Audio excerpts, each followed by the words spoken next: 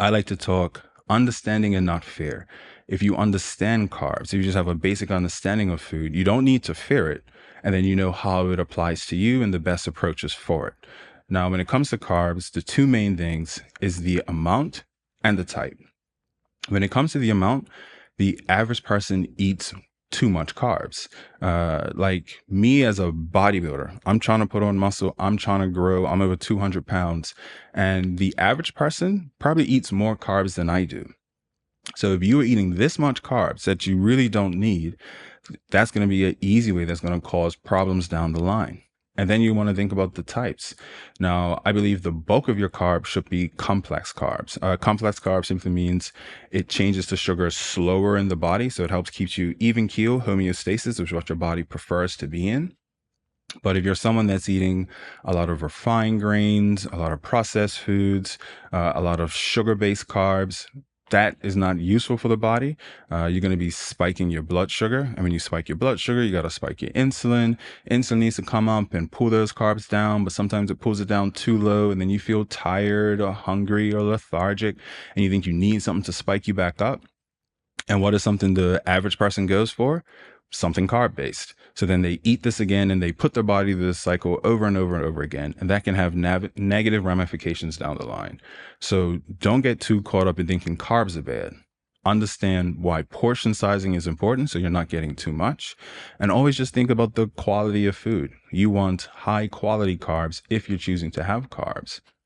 That way you're able to control your blood sugars, you're able to control your inflammation, and we've talked about this on several podcasts, controlling your gut and your gut health, because what you eat has a lot of effect on your gut, and your gut has an effect on how a lot of your other body works, organs, brains, etc.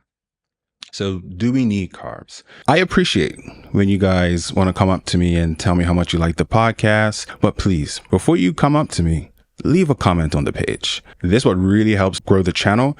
It helps tell the algorithm gods that, hey, this might be something popular, and it helps to tell it to other people to come watch the video. Carbs do have benefits.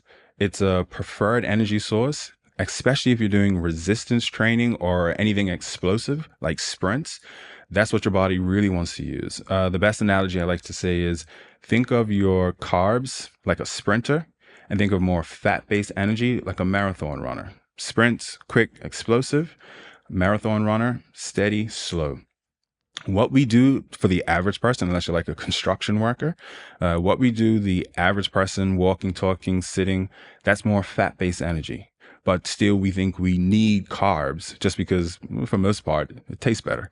And that can then form the problem. So if you're doing things, that's why I say, if you want carbs, I always think it should be around a training session if you're doing it. But it's not something that you need. Your body has other ways of getting energy.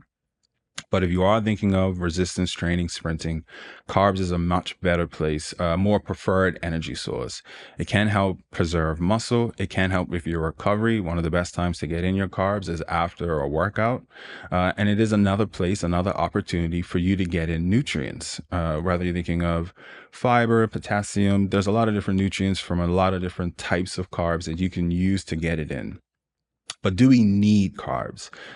We do need glucose. There's parts of the body that does run off glucose, and carbs that's changed into glucose. But your body has the great ability to create its own glucose in the body. It's called gluconeogenesis. It can use certain fats, it can use certain proteins and change that to glucose and use in the body. So we can create some of the carbs we need. We can still get it from exogenous sources, but just know that it's not a need to the degree that people think it is. So understand it has its place, it has its uses, it's nothing to be feared, but it just needs to be understood. Oh, hey, you guys are still here. Thanks for staying to the end of the video. Please watch some of the other videos on the page and subscribe.